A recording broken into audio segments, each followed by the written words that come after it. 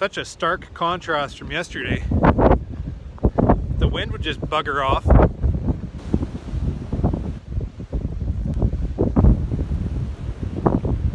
This makes me feel for my beehives.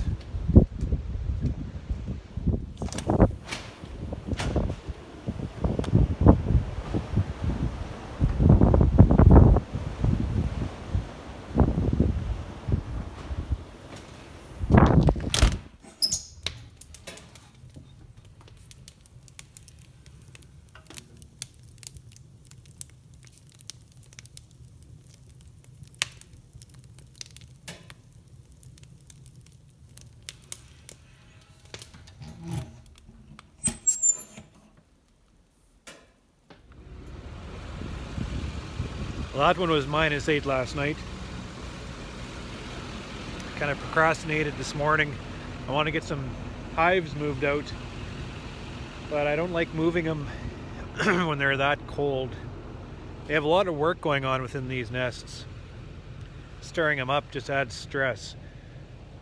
So it's later on in the morning and it's 1 degree, so now it's a little bit better to move the hives out now. You take this opportunity and move out.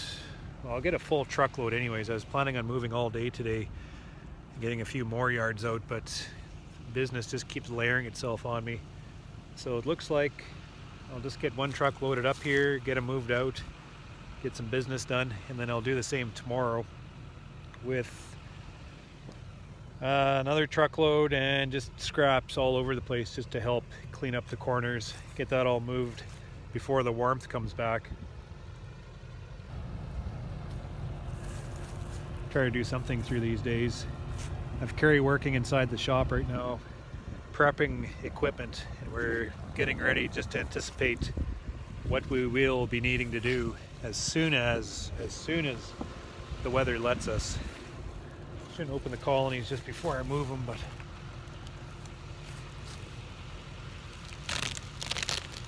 look, they're sure tight, eh?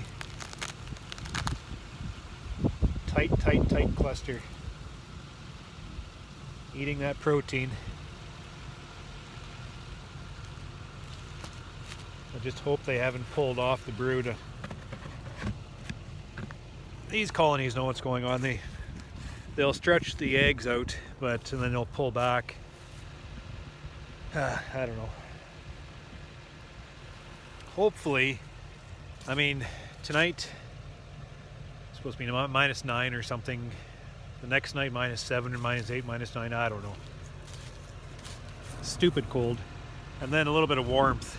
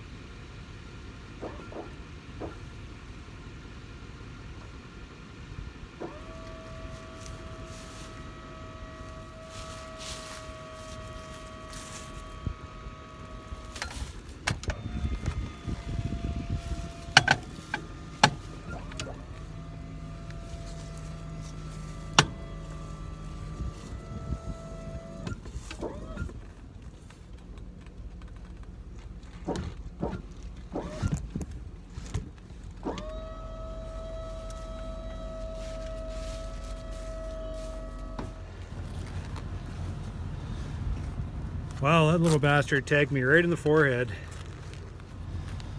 That hurt. Ooh, it's gonna leave a divot. Man, I can still feel that. Got that truckload of bees on now. I can feel all my hair follicles and my eyebrows I can feel, and I can feel the nerves in my teeth. Not hurting, but that was a doozy. Some of those girls have punch. Ooh, getting a little bold, not loading bees without my veil on. They're not flying because it's +1. Ooh, but they're still sitting there. I'm gonna call that a beanie sting. I just finished watching a video this morning on Bob Beanie and apitherapy. I think that's how you say it. And I guess I'll mention it because he's already put it out in front of everybody, but he's got a bad case of shingles and the pain that's associated with that. And one of the ways he was dealing with the pain is by stinging himself around all the rash, that skin sensitivity. He was stinging all around there just to help relieve the pain. But to do it, it looked like one of the most painful things I've ever seen a guy do. He drew a tear to his eye, and I don't think Bob swears very much, and he had to bleep out a few segments just because of his language. So that is my beanie sting. Whew. Those girls. On Saturday when I was through, I was noticing yards around that I'd scattered around already, bringing great big loads of pollen. And at the hives I dug into, I noticed slabs of pollen stores in and around the brood. Looked really healthy. I come down to this yard, and this is a yard I hadn't moved out yet before the cold and snow came in. So there's 2 truckloads of bees here, which would be 288. No, it'd be, I forget, probably 270 or so by the time we call out the deads.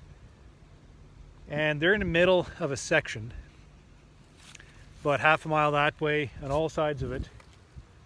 A mile that way, there's sloughs, muskeg, and such. So they have access to a lot of resources.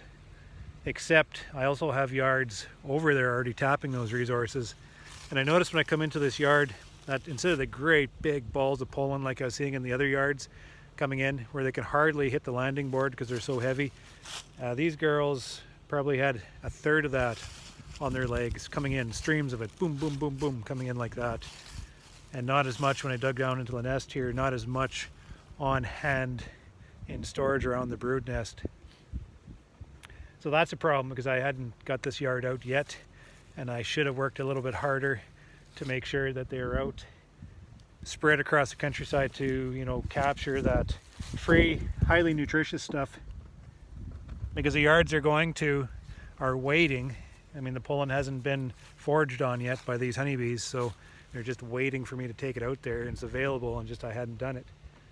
And that's one of the, as a management decision, I should have had them out before now. But it is what it is. They will be into their places, and as soon as they get opportunity to fly, then they'll have access to that fresh pollen coming in. It's kind of like you have a pasture that can hold 20 cows, and you put 100 cows in there for just a little bit of time. It can hold those 100 cows, but after a while that huge density just exhausts all the resources, and instead of being able to maintain those cows, they all starve. And it's the same with bees. We just have to make sure that when we service the area, that we recognize the resources available and then stock the area around it accordingly. It's very important. All right, there's 3 loads. I'm gonna head back for lunch. I'm gonna set them down. And who knows? Geez, they might even get some flight today. I'm just seeing little bits of flight here and there. We will see.